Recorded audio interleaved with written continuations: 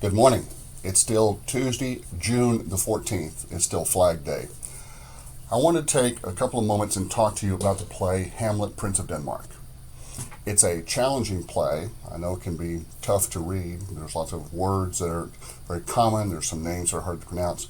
But if you'll just spend a little time reading, taking notes, looking up a few things if you need to, it'll really be worth it. It really is a great play, and I'm hoping that you'll not just know what's in the play, but that you'll know it well enough so that you enjoy it. You know, we're still studying this play for 400 years because people are still getting stuff out of it.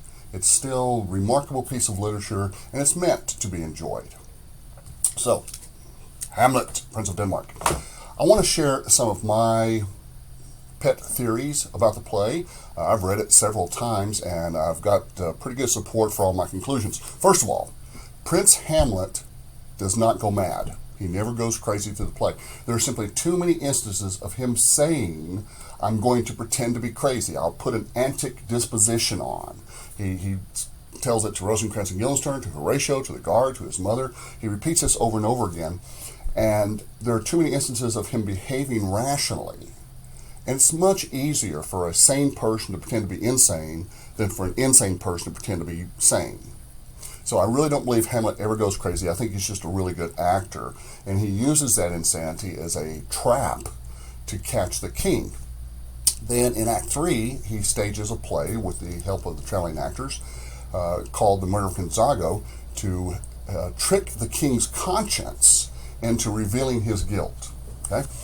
I do believe that Ophelia loves Hamlet, and Hamlet loves Ophelia. I believe that their culture prevented them from getting married because she's a commoner and he's royalty.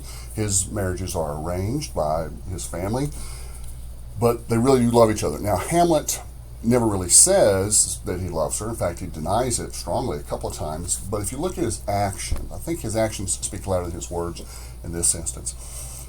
Gertrude is deeper than you may realize. She doesn't say a lot.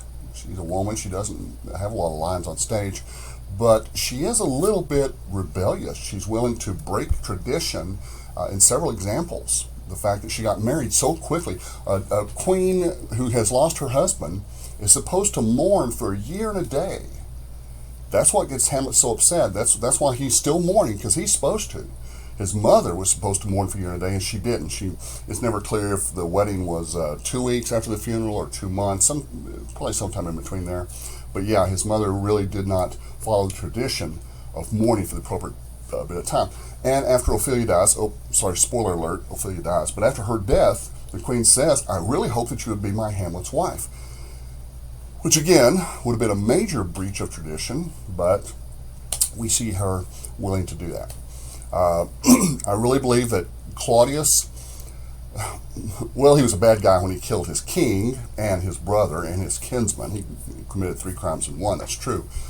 But I think he loved Gertrude, and he was wanting to be a good king. Turns out he really wasn't, but I think he tried. I think he started off bad and just got worse and worse and worse as the play evolves. But yeah. And then Hamlet, good, noble, maybe idolized his father a little bit too much, put him up on too high of a pedestal, but still a good guy. Don't forget, as you read the play, there are really 2 very smart people in this play, 2 smart characters. Prince Hamlet, very quick on the uptake. He figures out what's going on pretty quickly. And so does Claudius. Claudius is also a very clever, very insightful character. And both of these men know that about the other. So it's kind of like a chess match. They're kind of baiting each other, tricking each other, trapping each other, trying to figure out what each other knows. And that's why Claudius is so slow to believe that Hamlet is crazy, because he thinks to himself, well, if something like this happened to me, that's something I might do. So don't forget, you're welcome to read and reread anything you need to. You're welcome to look up words. You're welcome to use videos or YouTubes or TED Talks or whatever it takes to really help you understand the play. But if you have any questions about anything in particular, please let me know. Thanks. Good luck.